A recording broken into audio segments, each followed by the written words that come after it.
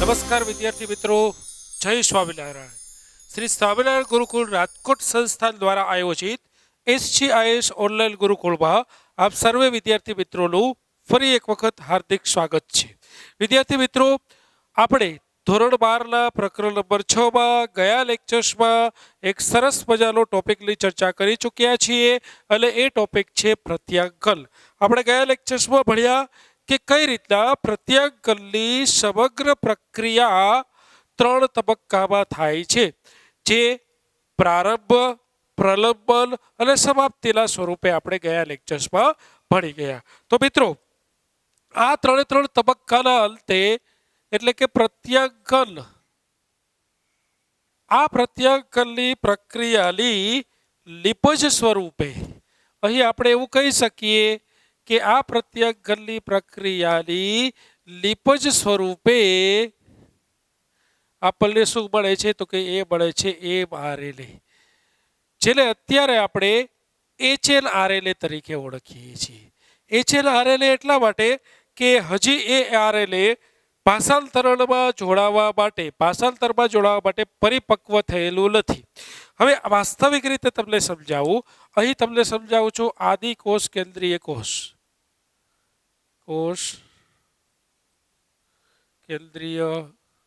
કોષ એટલે કે બેક્ટેરિયાની વાત કરીએ.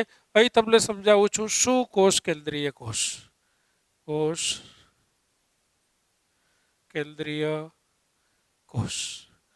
હવે જ્યારે આદિકોષ કેન્દ્રીય કોષની વાત ચાલતી હોય ત્યારે આદિકોષ કેન્દ્રીય કોષમાં એટલે કે બેક્ટેરિયામાં કોઈ કમ્પાર્ટમેન્ટ હોતા નથી, પરંતુ શું કોષ કેન્દ્રીય કોષની વાત ચાલતી હોય ત્યારે એ કોષમાં વિવિધ પ્રકારના કમ્પાર્ટમેન્ટ જોવા મળે છે. તો આદિકોષ કેન્દ્રીય કોષમાં DNA છે, એમાંથી નિર્માણ પામતું mRNA. અહીંયા DNA અહીંયા છે.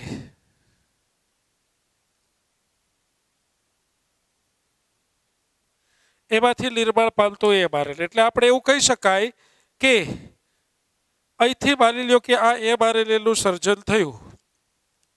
આ રીતના mRNA અહીંથી બન્યું. તો આદિકોષ કેન્દ્રીય કોષમાં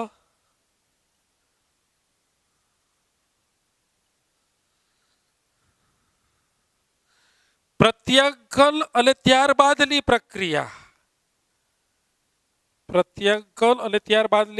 એટલે કે ભાષાંતર એક જ ખંડમાં થાય છે કે એક જ વિસ્તારમાં થાય છે, એક જ કમ્પાર્ટમેન્ટમાં થાય છે, એવું તમે કહી શકો. જ્યારે અહીં શું થાય છે? અહીં યાદ રાખો મિત્રો, શું કોષ કેન્દ્રીય કોષની વાત આવે, શું કોષ કેન્દ્રીય કોષમાં અહીંયા જો પ્રત્યાંકન અને ભાષાંતર આ બંને થાય છે કોષ રસમાં અથવા કોષ રસ પટલમાં. બરાબર. જ્યારે અહીંયા શું થાય છે? બરાબર જુઓ, પ્રત્યાંકન અને ભાષાંતર. પ્રત્યાંકન થાય છે કોષ કેન્દ્રમાં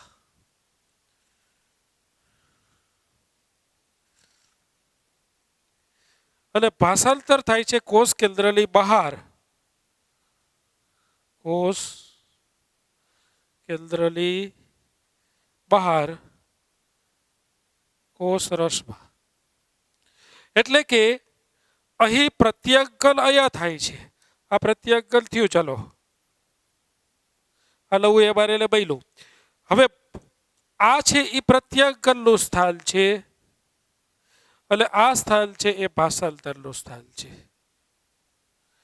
એટલે કે શું કોષ કેન્દ્રીય કોષમાં પ્રત્યાંકન એક ખંડમાં થાય છે, એટલે કે કોષ કેન્દ્રમાં. એ નિર્માણ પામેલું mRNA કોષ કેન્દ્રમાંથી બહાર આવે છે કોષ રસમાં અને કોષ રસમાં એનું ભાષાંતર થાય છે. એટલે કે શું કોષ કેન્દ્રીય કોષમાં પ્રત્યાંકન અને ભાષાંતર બે એક જ વિસ્તારમાં થતા નથી, બંને એક જ ખંડમાં થતા નથી. અહીં પ્રત્યાંકન પણ કોષરસમાં થાય છે અને ભાષાંતર પણ કોષરસમાં થાય છે. તો હવે પ્રત્યાંકન બાદના જે ફેરફાર છે એ અહીંયા કોઈ કરવાની જરૂરિયાત પડતી નથી, પરંતુ અહીં નિર્માણ પામેલું mRNA જે નિર્માણ પામે છે કોષ કેન્દ્રમાં, ત્યાંથી એટલે કોષ કેન્દ્રની બહાર લઈ જવા માટે, એટલે કે આ જે mRNA નિર્માણ પામ્યું તેને અહીંથી અહીંયા બહાર લઈ જવા માટે એ mRNAમાં કેટલીક જટિલ પ્રક્રિયાઓ કરવાની થાય છે, જે જટિલ પ્રક્રિયાઓને પ્રત્યાંકન પછીના ફેરફાર કહેવામાં આવે છે.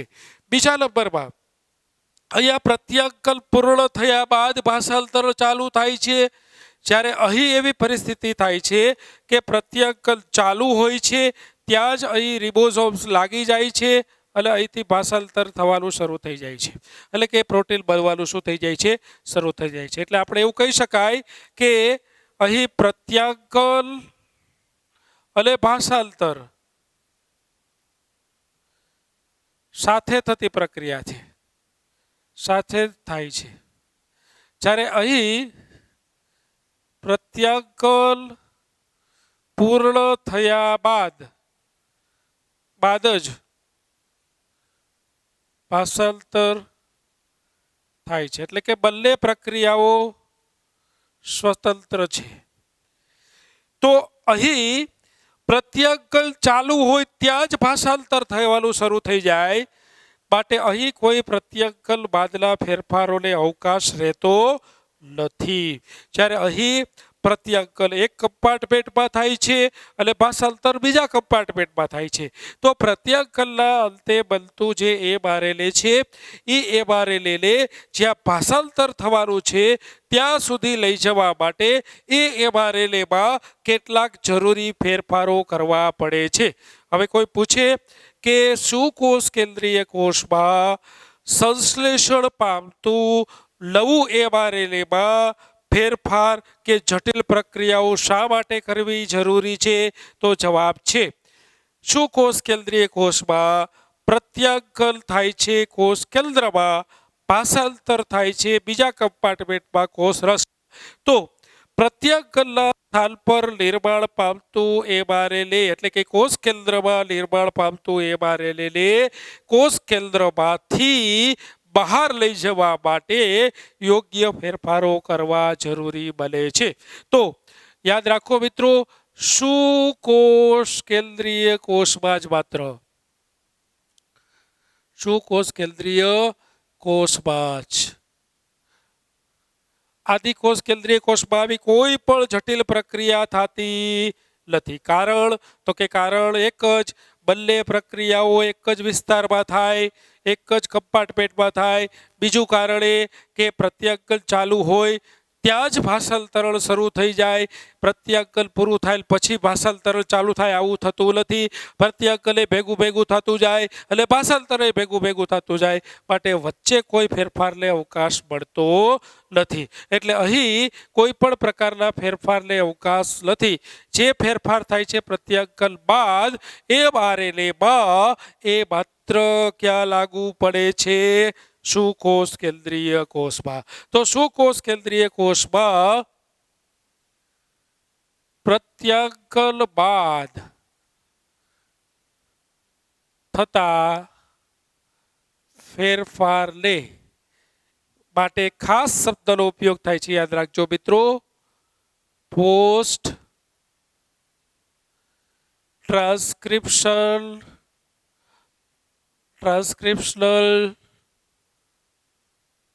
Modification. Post transcriptional modification. Post એટલે પછી, પોસ્ટ એટલે પછી, ત્યારબાદ. ટ્રાન્સક્રિપ્શનલ એટલે એનો અર્થ થાય પ્રત્યાંકન થયા પછી. મોડિફિકેશન એટલે કે ફેરફાર, ફેરબદલી. તો પ્રત્યાંકન થયા પછી થતા ફેરફારને PTM કહેવામાં આવે છે. PTM નો અર્થ થાય પોસ્ટ ટ્રાન્સક્રિપ્શનલ મોડિફિકેશન. યાદ રાખો, ફરી એક વખત તમને યાદ રહી જાય એટલા માટે રિપીટ કરું છું. પોસ્ટ ટ્રાન્સક્રિપ્શનલ મોડિફિકેશન માત્ર ને માત્ર સુકોષ કેન્દ્રીય કોષમાં જ થાય છે. આદિકોષ કેન્દ્રીય કોષમાં પીટીએમ થતું નથી.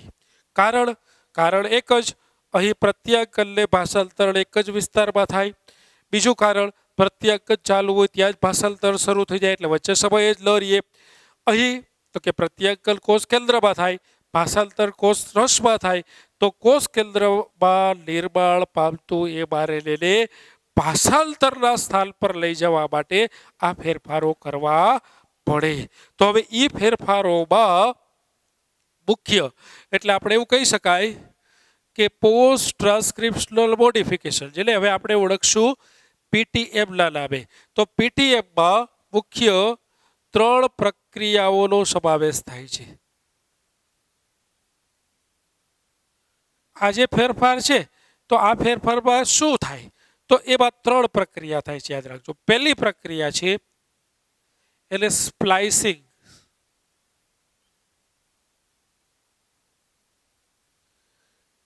પહેલી પ્રક્રિયાને શું કહેવામાં આવે છે? સ્પ્લાઇસિંગ.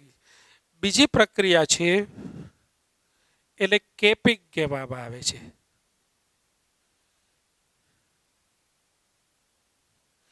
ત્રીજી પ્રક્રિયા છે એટલે ટેઇલિંગ કહેવામાં આવે છે.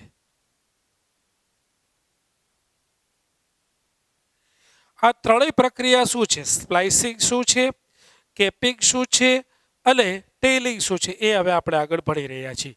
આટલી વસ્તુ તો તમને હવે ચોક્કસથી ખ્યાલ આવી જ ગયો છે કે એમઆરએનએના સંશ્લેષણ બાદ એટલે કે પ્રત્યાંગનની પ્રક્રિયા થયા બાદ જે ફેરફારો થાય તેને પીટીએમ કહેવાય. એ માત્ર કોને લાગુ પડે?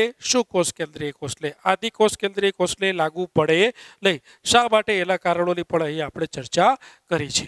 ઓકે, હવે આ જે 3 પ્રક્રિયા જેને સંયુક્ત રીતે આપણે પીટીએમ કહીએ છીએ એ શું છે એ પણ આપણે જરા જોઈ લઈએ મિત્રો. તો આ જે પીટીએમ નામની પ્રક્રિયા છે એમાં શું થાય જો બરાબર. પહેલું આપણે ભણીએ છીએ સ્પ્લાઇસિંગ.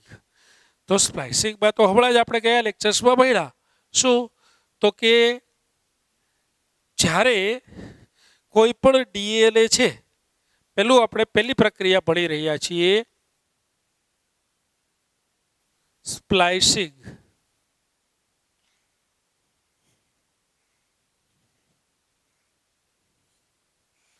સ્પ્લાઇસિંગની પ્રક્રિયામાં શું થાય? સ્પ્લાઇસિંગનો અર્થ થાય સ્પ્લાઇસ થવું, તૂટવું, જુદું પડવું. તો સૌથી પહેલા આ એક ડીએનએ છે. આ ડીએનએમાં આ છે એક જલીલ છે જેને આપણે કહીશું જલીલ નંબર 1.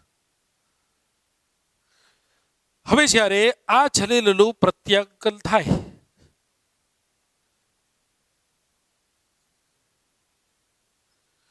ત્યારે આ પ્રત્યાંગનની લિપજ તરીકે જે બને છે એ લિપજને આપણે કહીશું એમઆરએનએ. અથવા હજી આ એમઆરએનએમાં આ 3 ફેરફારો થયા નથી ત્યાં સુધી આપણે ઈ એમઆરએનએને હિટ્રોન્યુક્લિયસ આરએનએ એટલે કે HNRNA કહી શકાય. હિટ્રોજીનિયસ ન્યુક્લિયર આરએનએ અપરિપક્વ એમઆરએનએ જેને આપણે કહી શકાય. હવે આ પ્રત્યાંગનની લિપજ તરીકે આપણને મળેલું છે અપરિપક્વ એમઆરએનએ. આ અપરિપક્વ એમઆરએનએમાં કેટલાક ટુકડાઓ એવા છે કે જે ટુકડાઓ ભાષાંતરમાં ભાગ લેતા નથી. આ ટુકડાઓને ઇન્ટ્રોન્સ કહેવાય, બાકીના ટુકડાઓને એક્ઝોન્સ કહેવાય. તો નવા સંશ્લેષણ પામતા સંશ્લેષણ થયેલા અથવા પામેલા એમઆરએનએ માંથી ઇન્ટ્રોન્સ દૂર થઈ એક્ઝોન્સ જોડાવાની પ્રક્રિયાને સ્પ્લાઇસિંગ, આ પ્રક્રિયાને શું કહેવામાં આવે છે? સ્પ્લાઇસિંગ કહે છે. સ્પ્લાઇસિંગ એટલે બીજું કંઈ નથી મિત્રો, આ એમઆરએનએ માંથી ઇન્ટ્રોન્સના સ્વરૂપે રહેલા બ્લેક કલરના વધારાના એમઆરએનએના ટુકડાને બહાર કાઢી બાકીના ટુકડાને જોડવાની પ્રક્રિયાને સ્પ્લાઇસિંગ કહે છે. તો અહીં આરએનએ પોતે જ એક ઉત્સેચક તરીકે વર્તે છે.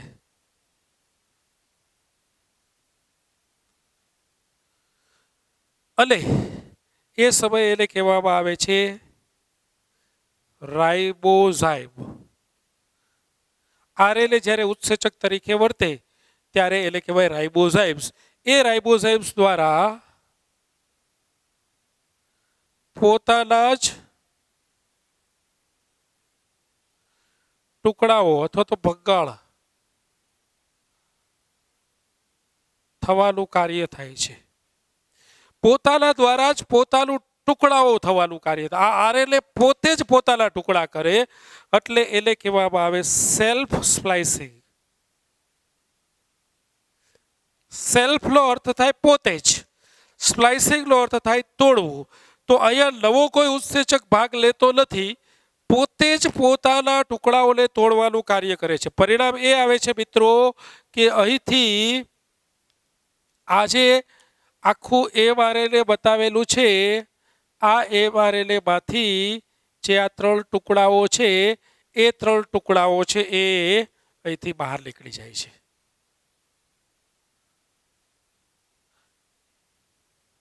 આ 3 ટુકડાઓ આ 3 જગ્યાએથી શું થાય છે, બહાર નીકળી જાય છે.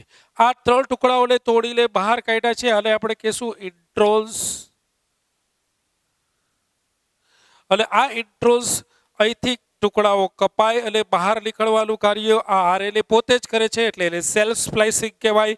અને જ્યારે બાકી રહેલા ટુકડાઓ છે એ ટુકડાઓ જોડાય અને એક નવું એમઆરએનએ બને તો આ બાકી રહેલા ટુકડાઓ છે આ ટુકડાઓને કહેવાય એક્ઝોન્સ. તો આ રીતના મિત્રો આરએનએ પોતાના દ્વારા જ પોતાના ટુકડાઓ તોડી વધારાના ટુકડાઓ ઇન્ટ્રોન્સના સ્વરૂપે બહાર કાઢી બાકી રહેલા કામના ટુકડાઓને જોડવાનું કાર્ય સંપૂર્ણ થાય તેને સ્પ્લાઇસિંગની પ્રક્રિયા કહેવામાં આવે છે.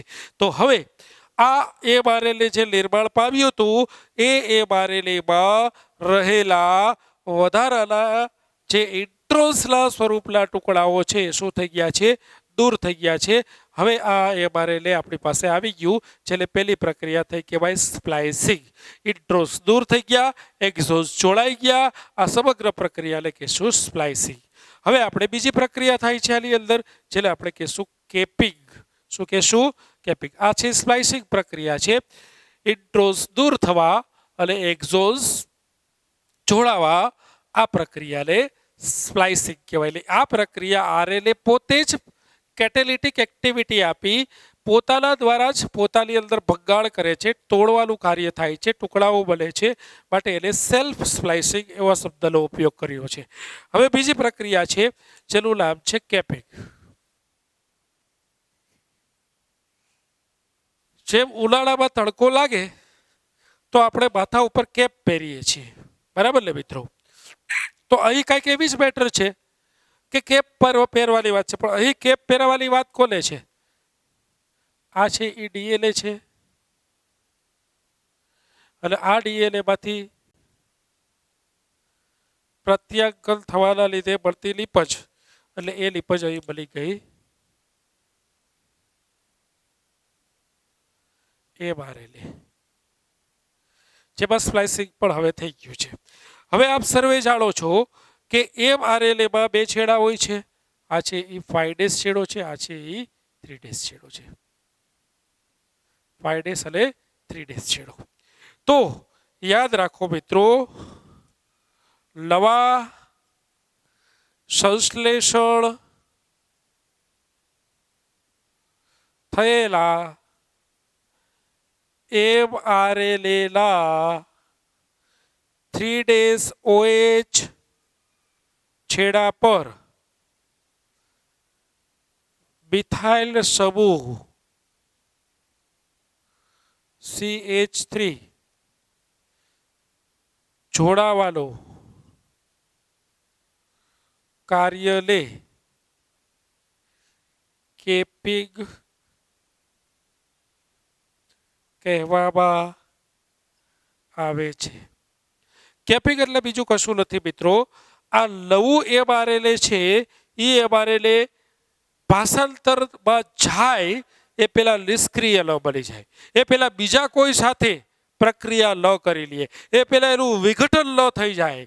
આ બધા જ રક્ષણના હેતુથી એટલે બીજા કોઈ સાથે પ્રક્રિયા કરતું અટકાવવાના હેતુથી, એટલે યોગ્ય સ્થાન ઉપર લઈ જવાના હેતુથી, એટલે ભાષાંતરણના સ્થાન પર સહી સલામત લઈ જવાના હેતુથી અહીં જે ફાઇડેસ છેડો છે તેના ઉપર મિથાઇલ સમૂહ છે એનો ઉમેરો થાય, અને એ મિથાઇલ સમૂહનો ઉમેરો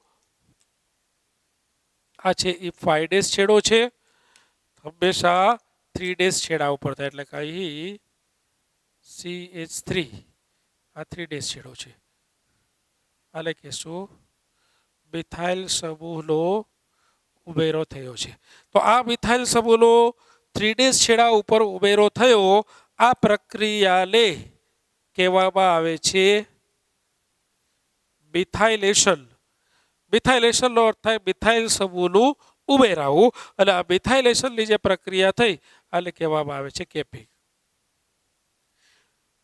તો ઇન્ટ્રોન્સ દૂર થયા, એક્ઝોન્સ જોડાઈ ગયા, અને હવે 3 ડેઝ છેડા ઉપર મિથાઇલ સમૂહ ઉમેરાઈ ગયો, તો આ પ્રક્રિયાને કહેવાય કેપિંગ. હવે કોઈ એમ પૂછે કે કેપિંગ કેમ કરવું પડે, કેપિંગની અગત્યતા શું છે, મિથાઇલ સમૂહ જોડાવાની જરૂર શું છે?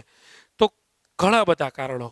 પહેલું કારણ 3 ડેઝ OH છેડો ખૂબ જ અહીંયા છે 5 ડેઝ છેડો છે, 3 ડેઝ નથી સોરી, 5 ડેઝ ફોસ્ફેટ છેડા ઉપર જોડાય છે. આ 5 ડેઝ ફોસ્ફેટ સમૂહ અહીંયા 3 ડેઝ OH છે, આ 5 ડેઝ છેડા ઉપર જોડાય છે. તો 5 ડેઝ OH છેડો અહીંયા પણ આપણે ફેરફાર કરી નાખશું, 3 ડેઝ છેડા લઈ 5 ડેઝ ફોસ્ફેટ છેડા ઉપર જોડાય છે, 5 ડેઝ ફોસ્ફેટ છેડો.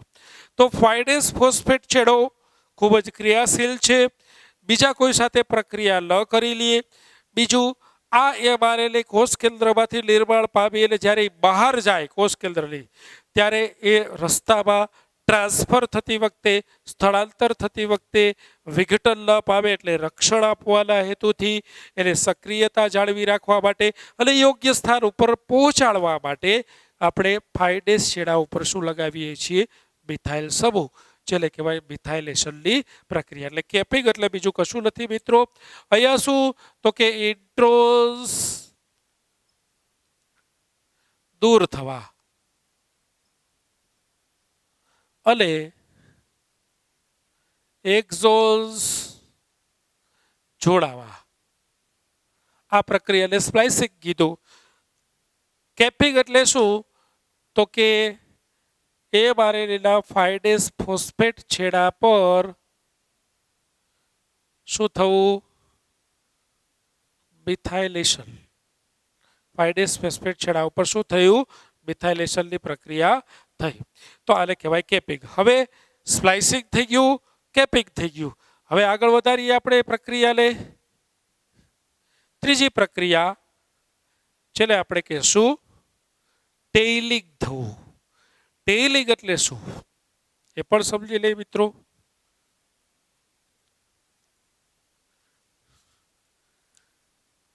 ટેઇલ એટલે પૂંછડી થાય.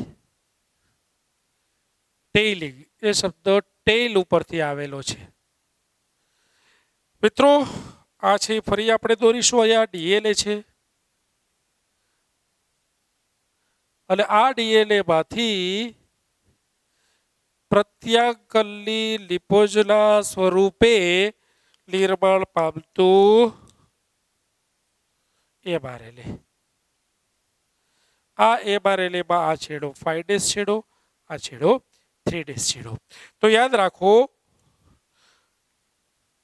નવા નિર્માણ પામતા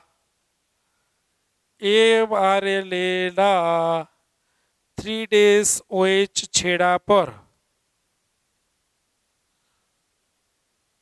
એડિલીલ અથવા એડિલોસાઇલ સતત ઉબેરવાલી પ્રક્રિયાને ટેઇલિંગ કહે છે. આપ સર્વે જાણો છો કે 4 ન્યુક્લિયોટાઇડ હોય છે ATGC. તો આ 3 ડેઝ છેડા ઉપર 10 થી 300 જેટલા એડિલોસાઇલ અથવા એડિલીલ એ ઉબેરવાલી પ્રક્રિયા, આ 10 થી 300 જેટલા એડિલોસાઇલ ઉબેરાય એટલે આ જે mRNA છે અહીંયા આપણે લખીશું 3 ડેઝ છેડો, સોરી અહીંયા લખીશું 5 ડેઝ છેડો, એટલે આ 3 ડેઝ OH છેડો છે. આ 3 ડેઝ OH છેડા પર અહીંયા સતત એડિલીલ ઉબેરવાલી જે પ્રક્રિયા થઈ, તો આ જે પ્રક્રિયા થઈ આને કહેવાય એડિલાઇલેશન. હવે એડિલાઇલેશનનો અર્થ એવો કે એડિલીલ ઉબેરવું, પણ એકવાર નથી ઉબેરાતું, 300 વાર એડિલીલ ઉબેરાઈ જાય એટલે એને કહેવાય પોલી એડિલાઇલેશન. પોલી એટલે એક કરતા વધારે. તો પોલી એડિલાઇલેશન થવું આ પ્રક્રિયાને કહેવાય ટેઇલિંગ થવું. શું કહેવાય? ટેઇલિંગ થવું. તો જે રીતના કોઈ પણ મહાન વ્યક્તિ, કોઈ મોટા વ્યક્તિ, પ્રાઇમ મિનિસ્ટર છે, પ્રેસિડેન્ટ છે, આવા વ્યક્તિ જ્યારે કોઈ પણ જગ્યાએ બહાર નીકળે છે ત્યારે એક આખી કારનો કે એના અંગરક્ષકોનો કાફલો નીકળતો હોય છે. આગળ થોડીક કાર હોય છે, પાછળ થોડીક કાર હોય છે અને વચ્ચે મધ્યમાં મુખ્ય વ્યક્તિની કાર ચાલતી હોય છે, જેને એસ્કોર્ટિંગ કર્યું કહેવાય. તો એવી જ રીતે અહીં પ્રેસિડેન્ટ તરીકે, પ્રાઇમ મિનિસ્ટર તરીકે આપણું mRNA છે. હવે એ mRNAનું કોષ કેન્દ્રમાંથી કોષ રસ કે જ્યાં ભાષાંતર થતું હોય છે રફ એન્ડોપ્લાઝમિક રેટિક્યુલમ સુધી એસ્કોર્ટિંગ કરવા માટે, લઈ જવા માટે મુખ્ય વ્યક્તિની આગળ પણ કાફલો ચાલતો હોય છે, જે કાફલો કેપિંગના સ્વરૂપે હોય છે, અને પાછળ પણ એક કાફલો ચાલતો હોય છે જે કાફલો પોલી એડિલાઇલેશનના સ્વરૂપે હોય છે, અને મુખ્ય વ્યક્તિ વચ્ચે ચાલતો હોય છે. તો આ રીતના કેપિંગના સ્વરૂપે અને ટેઇલિંગના સ્વરૂપે મુખ્ય mRNAનું એસ્કોર્ટિંગ થવાની પ્રક્રિયાને જ પોસ્ટ ટ્રાન્સક્રિપ્શનલ મોડિફિકેશન કહેવામાં આવે છે. તો અહીં પોસ્ટ ટ્રાન્સક્રિપ્શનલ મોડિફિકેશનમાં શું થાય ટેઇલિંગમાં, તો અહીં આપણે લખીશું 3 ડેઝ OH છેડા પર પોલી એડિલાઇલેશન થવું. એડિલાઇલેશન થવું એટલે કે એક જ એડિલીલ ઉમેરવું, પરંતુ એડિલાઇલેશનના જગ્યાએ આપણે પરફેક્ટ શબ્દ લખવા માંગીએ તો એ લખી શકાય 3 ડેઝ OH છેડા પર પોલી એડિલાઇલેશન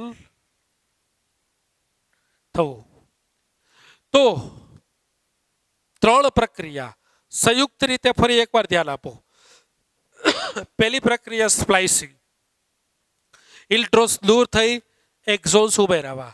બીજી પ્રક્રિયા કેપિંગ, જેમાં 5 ડેઝ છેડા ઉપર મિથાઇલેશન થવું.